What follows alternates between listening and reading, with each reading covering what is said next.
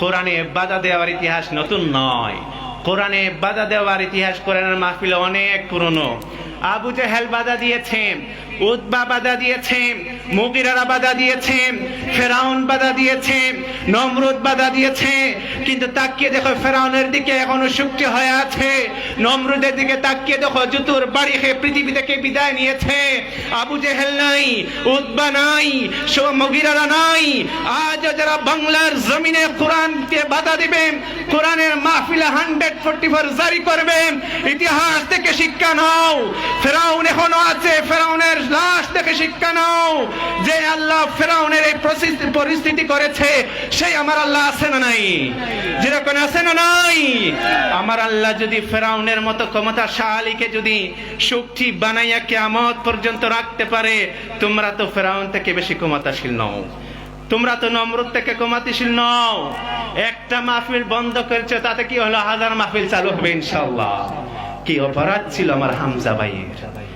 গতকাল বিদায় দিয়েছিলাম, বুকটা হাহাকা করছে। হামজা ভাই চেহারার দিকে তাকাইয়া চোখ ফেরাতে পারি না। আহারে, কত আশা নিয়ে কোরআনের দাওয়াত নিয়ে এসেছে সেই কুষ্টিয়া থেকে। হাজার হাজার মানুষ, লক্ষ জনতা হামজা ভাইয়ের আলোচনা শোনার জন্য পাগল পারা হয়ে আছে। কি অপরাধ হামজা ভাইয়ের? কেন নিষিদ্ধ করা হলো মৌলভীবাজার জেলার? একটাই অপরাধ, হক কথা। হক কথা, কারণ হক কথা বড় তিতা হয়, হক কথা বড় তিতা হয়। আহারে, হামজা ভাইয়ের মাহফিল বন্ধ করে কে করে না আওয়াজ বন্ধ হয়ে যায়? বন্ধ হবে না। তোমরা এক আল্লামার কণ্ঠকে স্তব্ধ করেছ, তোমরা এক আল্লামাকে শহীদ করে দুনিয়া থেকে বিদায় করেছ। 13টা বছর এক কোরআনের পাখিকে বন্দী করে কোরআনের আওয়াজ বন্ধ করা যায় নাই। এক হামজা ভাইয়ের কণ্ঠকে স্তব্ধ করে কোরআনের মাহফিল, কোরআনের আওয়াজ বন্ধ করা যাবে না। এক হামজা ভাইয়ের কণ্ঠকে স্তব্ধ করবা, লক্ষ হামজা ভাই তৈরি হবে। এক আজহারিকে বিদায় করবা, লক্ষ আজহারি তৈরি হবে। তাকে দেখো আল্লামা নাই, আল্লামার উত্তরসূরিরা আছে না নাই? এক আল্লামার মাহফিলে লক্ষ কোটি কোটি জনতা হতো, এখন আমরা হামজা ভাইয়ের মাহফিলে লক্ষ কোটি কোটি জনতা হয়। কাফের, বেঈমান, নাস্তিক, মুরতাদের সহ্য হয় নাই। হামজা ভাই যেখানে, নাস্তিকদের বাধা সেখানে। কথা কোন ঠিক কিনা? আমরা বিচার দিলাম আল্লাহর কাছে, আমরা মজলুম। ইত্তাকু যুলম, আল্লাহ রাসূল বলেন তোমরা জুলুমকে ভয় করো।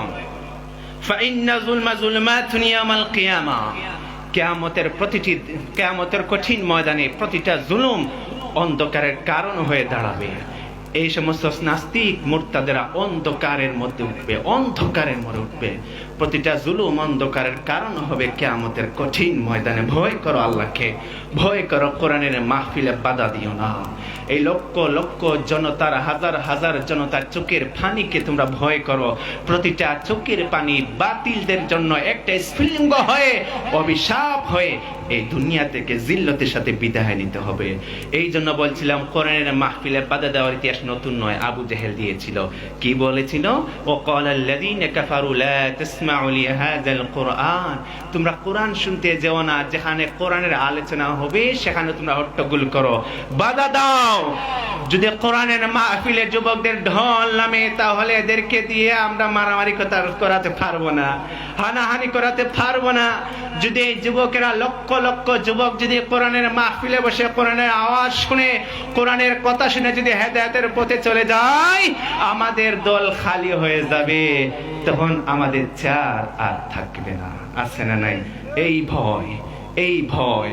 কিন্তু আমার আল্লাহ ধরে না, ধরলে আল্লাহ ছাড়ে না। ইন্না বাতশা রাব্বিকা লাশাদীদ, যা পারো করো। যেদিন আমার আল্লাহ ঘাড় ধরবে, পালাবারও জায়গা খুঁজে পাওয়া যাবে না।